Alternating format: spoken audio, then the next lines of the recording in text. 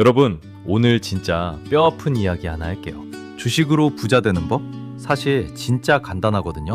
싸게 사서 비싸게 팔면 끝이에요. 초등학생도 아는 이 쉬운 원리를 왜 우리는 매번 실패할까요?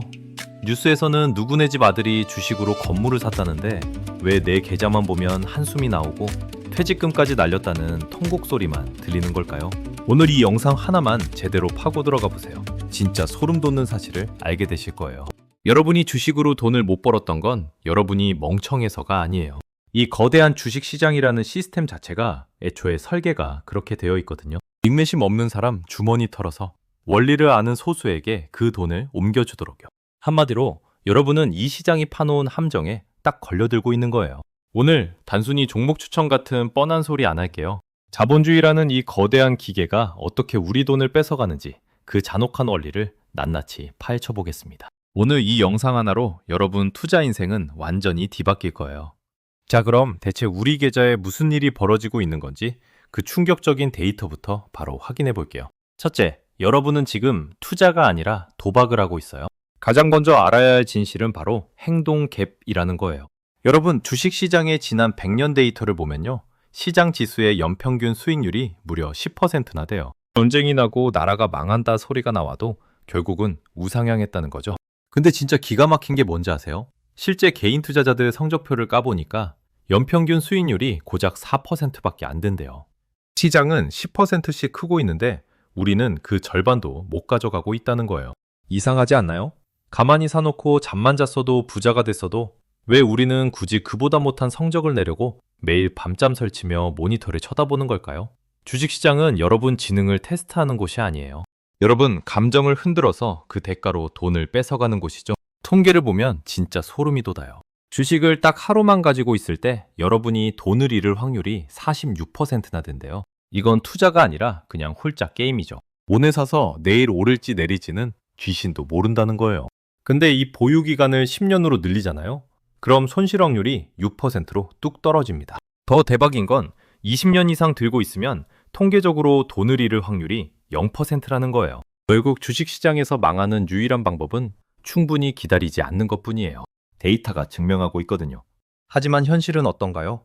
옛날에는 주식 한 번 사면 8년 넘게 들고 있었는데 요즘은 6개월도 안 돼서 팔아버려요. 스마트폰으로 매매가 편해지니까 사람들이 더 조급해진 거죠. 매일 매매 버튼 누를 때마다 수수료랑 세금이 여러분 계좌를 갉아먹고 있는데 정작 본인은 돈 벌고 있다고 착각하는 거예요. 둘째, 하락장은 사고가 아니라 입장료입니다.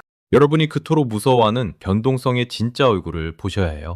왜 내가 팔면 오르고 내가 사면 떨어질까요? 그건 여러분이 주가가 오르내리는 걸 위험이라고 생각하기 때문이에요. 근데 부자들은 완전히 다르게 생각해요. 그들에게 변동성은 위험이 아니에요. 나중에 큰 돈을 벌기 위해 오늘 미리 내야 하는 입장료 같은 거예요. 여러분, 놀이공원 가서 롤러코스터 탈 때 아래로 곤두박질 치는 구간이 있다고 해서 중간에 뛰어내리나요? 안 그러죠. 오히려 그 아찔한 하강이 있어야 나중에 짜릿한 재미를 느끼는 거랑 똑같아요. 데이터를 보면 시장은 매년 평균적으로 14% 정도 하락을 겪는데요.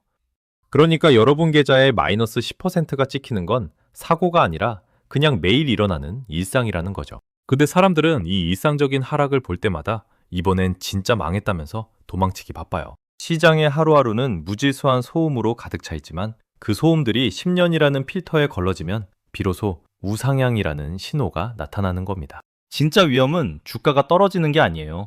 주가가 떨어졌을 때 겁에 질려 팔아버리고 정작 다시 오를 때 그 자리에 없는 게 진짜 위험한 거예요. 주식시장의 수익은 1년 내내 나오는 게 아니거든요.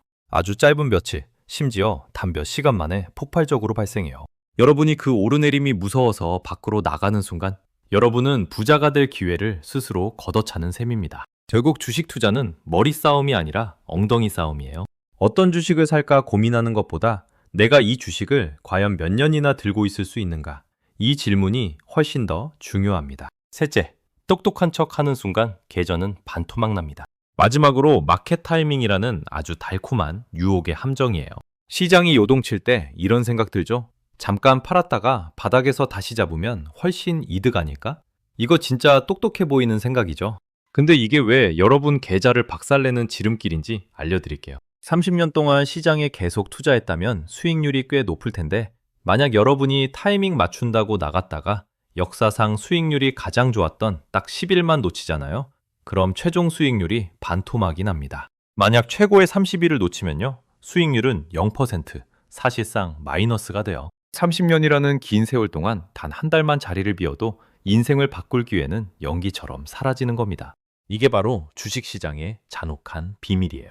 급등은 항상 여러분이 가장 공포를 느낄 때, 하락장 직후에 아무 예고 없이 찾아오거든요. 4년 전 팬데믹 때 기억하시죠? 주가가 수직으로 떨어질 때 모두가 무서워서 주식을 던졌어요. 하지만 바로 그 지점에서 역사상 가장 무서운 반등이 시작됐습니다. 현금 들고 바닥을 기다리던 사람들은 그 상승장의 맛을 단 한 조각도 못 봤어요.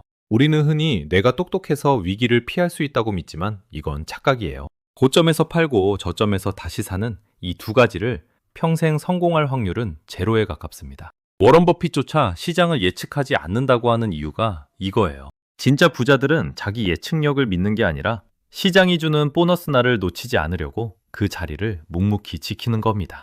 자, 지금까지 우리가 왜 주식시장에서 자꾸만 돈을 잃게 되는지 그 본능과 데이터의 민낯을 확인해 봤어요. 어떠신가요? 여러분이 그동안 믿어왔던 차트 공부나 뉴스 분석이 얼마나 덧없는 일이었는지 조금은 느껴지시나요? 하지만 진짜 소름 돋는 이야기는 지금부터 시작됩니다. 주가를 뒤에서 조종하는 거대한 중력의 힘, 그리고 우리가 주식을 하지 않으면 매일 가난해질 수밖에 없는 처절한 이유가 남아있거든요. 이어서 뒷이야기 계속해 볼게요. 넷째, 주가를 조종하는 진짜 주인, 기업의 이익입니다. 우리는 흔히 주가가 뉴스를 따라간다고 믿잖아요. 전쟁이 나고 금리가 오르면 주가가 떨어지는 게 당연하다고 생각하죠. 그런데 사실 뉴스는 주가를 흔드는 일시적인 바람일 뿐이에요. 진짜 주가를 움직이는 건 중력 같은 힘인데 그게 바로 기업이 벌어들이는 돈입니다. 이걸 좀 쉽게 설명해 볼게요. 산책하는 강아지 한번 떠올려 보세요. 주인이랑 강아지가 산책을 나가면 강아지는 신이 나서 앞서거니 뒤서거니 하면서 미친 듯이 뛰어다니죠. 이게 바로 주가예요. 그런데 강아지가 아무리 멀리 가도 결국 주인 손에 쥐어진 목줄 길이를 못 벗어납니다. 여기서 주인은 기업의 이익이에요. 강아지가 아무리 날뛰어도 결국 주인한테 돌아오듯이 주가도 결국 이익이라는 중력에 이끌려 제자리로 돌아오게 되어 있어요. 실제로 데이터를 보면 정말 소름이 돋아요. 지난 수십 년간 기업이 벌어들인 돈의 그래프랑 주가지수 그래프를 겹쳐보면요. 거의 한 몸처럼 움직이거든요. 물론 가끔은 강아지가 너무 신나서 주인을 끌고 가는 버블의 시기도 있고 반대로 겁에 질려서 주인 뒤로 숨어버리는 시기도 있어요. 하지만 시간이 지나면 결국은 만납니다. 여러분이 지금 당장 확인해야 할 건 오늘 주가가 왜 떨어졌지가 아니에요. 내가 산 이 회사가 이번 분기에도 돈을 잘 벌고 있나? 이걸 물어야 합니다. 돈을 잘 버는 기업의 지분을 가졌다면 매일의 등락은 그저 강아지의 재롱일 뿐이니까요. 다섯째, 부의 눈덩이를 깨버리는 심리적 임계점입니다. 아인슈타인이 세계 8대 불가사의라고 불렀던 그 복리 이야기 많이 들어보셨죠? 그런데 왜 우리 계좌에서는 이런 마법이 안 일어날까요?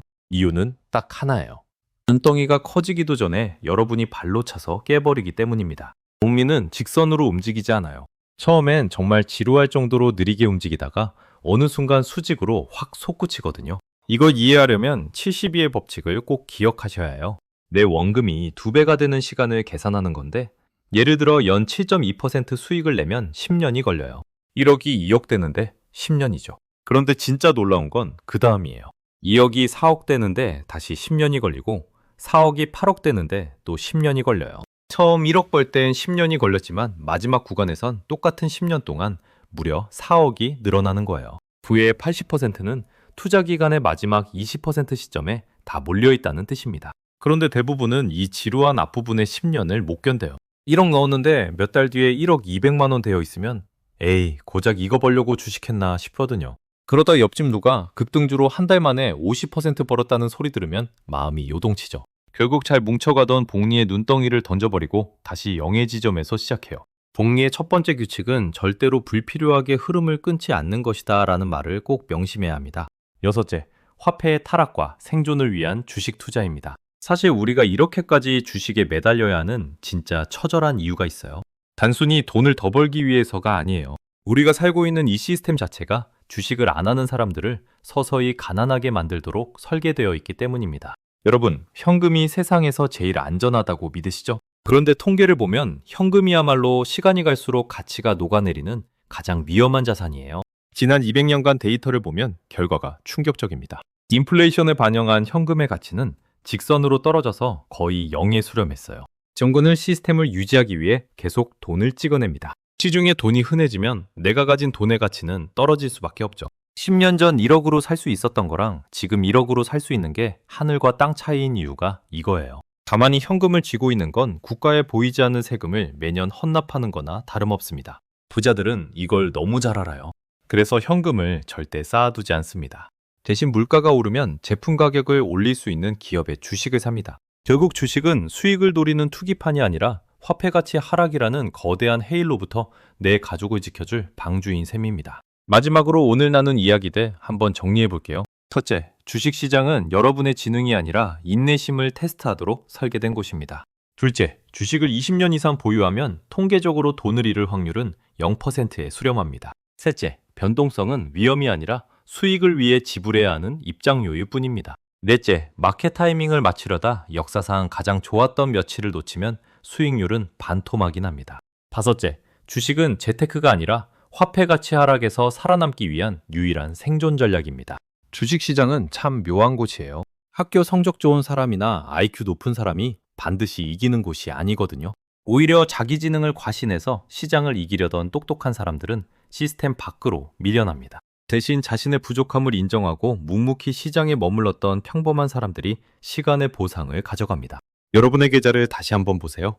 그 안에 담긴 주식은 여러분의 미래를 지켜줄 방주입니까? 아니면 당장의 짜릿함을 위해 산 복권입니까? 만약 이 영상을 보고 여러분의 종목들을 이익과 시간이라는 잣대로 다시 보기 시작했다면 여러분은 이미 부자의 길에 들어선 겁니다. 시장의 파도를 맞추려고 애쓰지 마세요. 대신 그 파도를 타고 나아갈 튼튼한 배를 골라내리지 않는 법을 배우세요. 세상에 공짜 점심은 없지만 인내라는 값을 치른 사람에게 시장은 반드시 거대한 만찬을 대접할 겁니다. 오늘 제가 준비한 이야기는 여기까지입니다. 영상이 도움되셨다면 구독과 좋아요 꼭 부탁드리고요.